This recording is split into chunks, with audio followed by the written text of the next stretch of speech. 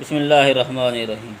एक दफ़ा एक बहरूपिया औरंगज़ेब आलमगीर के दरबार च हाज़र होया ते आके आंदा जान की पनाह चाहुन्ना ते बादशाह सलामत मेरी एक अर्ज़ आ अगर कबूल करो। तो बादशाह सलामत ने उन्होंने इजाज़त दी तो वह अग्गों आंदा कि बादशाह सलामत मैं एक बहरूपिया हाँ तो मैं तुहाडे नाल एक शर्त लगाना चाहुन्ना, अगर तुसीं कबूल करो। तो बादशाह सलामत फरमाते अर्ज़ कर। कहंदा कि मैं बहरूपिया वां तो अगर मैं अपना भेस बदल लवां ना तुसीं मैनूं पछाण नहीं सकदे।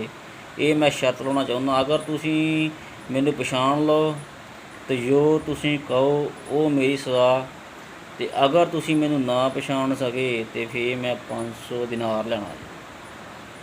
तो औरंगज़ेब आलमगीर आंदे कोई एड्डी वड्डी गल तो नहीं है, आपने उसकी शर्त कबूल कर ली। कबूल करती तो वह फिर बहरूपिया चला गया। वक्त गुजरता रहा तो फिर एक दफ़ा औरंगज़ेब आलमगीर जिहड़ा सीगा वो जिहाद की गरज दे नाल साउथ इंडिया दे विच हमलावर होया मराठियां ते उन्हां दे खिलाफ लड़दा रहा, जंगो जदल होया तो दोवां पासे मुकाबला बड़ा सख्त होया तो कोई खास फतह हासिल ना हुई। तो उत्थे आप दी फौज दे विच एक शख्स आंदा भी इस इलाके दे विच कोई अल्लाह दा दरवेश बंदा बैठा, तो तुसीं उन्हां नूं मिलो तो उन्हां को दुआ करवाओ तो अल्लाह ताला दुआवां लाजमी कबूल करदा। हो सकदा अल्लाह सानूं सुबह फतह नसीब फरमा दे। तो बादशाह उस दरवेश अल्लाह दे कोल जांदा तो उन्हों को जाके मिलदा तो कहंदा अल्लाह दे नेक बंदे दुआ कर छड्ड, असां इत्थे जिहाद की गरज नाल आए हैं तो अल्लाह ताला सानूं फतह अता फरमावे। वो दरवेश ने दुआ की तो नाले कहा भी तुसीं सुबह हमला नहीं करना, तुसीं इस तरह करना परसों जोर तो बाद हमला करना तो अल्लाह ताला तुहानूं फतह अता फरमाएगा। दुआ का छड़ी नाल और जिहड़ा बादशाह सीगा उहदा यकीन होर पुख्ता हो गया तो अपनी फौज नूं जाके मुनज़म किया।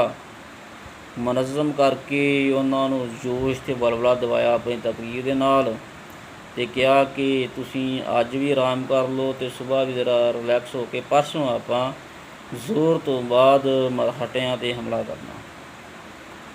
तो खैर दिन आ गया हमले का, जकबारगी दे नाल बादशाह ने अपने फौजियों नाल मिल के मराठियां ते हमला किया ते आखिरकार जंगो जदल तो बाद फतह नसीब हुई।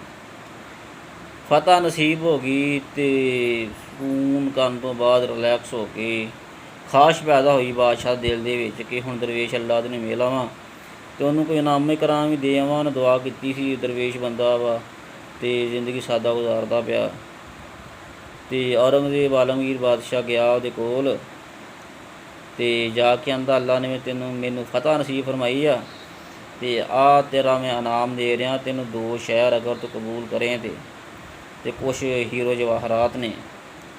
वो दरवेश अल्लाह ने लैन तो इनकार करता। उन्हें कहा मैं की करने हैं, मेरे केस काम दे आ, मैनूं कोई ज़रूरत नहीं है इन्हां दी। काफ़ी इसरार किया बादशाह ने, लेकिन वो दरवेश ने बिल्कुल इनकार करता। खैर बादशाह सलामत फतह हासिल करने तो बाद चला गया वापस अपनी सल्तनत दे विच ते कुछ दिनों तो बाद अपना दरबार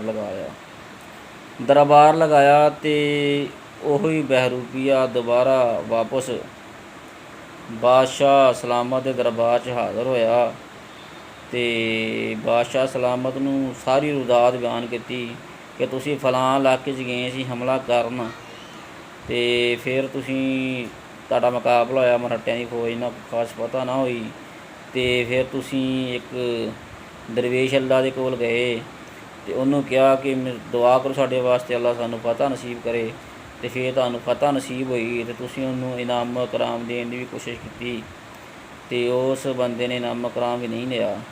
तो बहरूपिया कहंदा कोई अल्लाह बंदा ने, कोई दरवेश नहीं सीगा, कोई वली नहीं सीगा, वो मैं बहरूपिया कुंदा नहीं सीगा, लेकिन तुसीं मैनूं पहचान ना सके तो मैं हुण अपना इनाम लैण आया तो तुसीं मैनूं जिहड़ा 500 दिनार जिहड़ा तुसीं मन्निया सी मैनूं दे दिओ।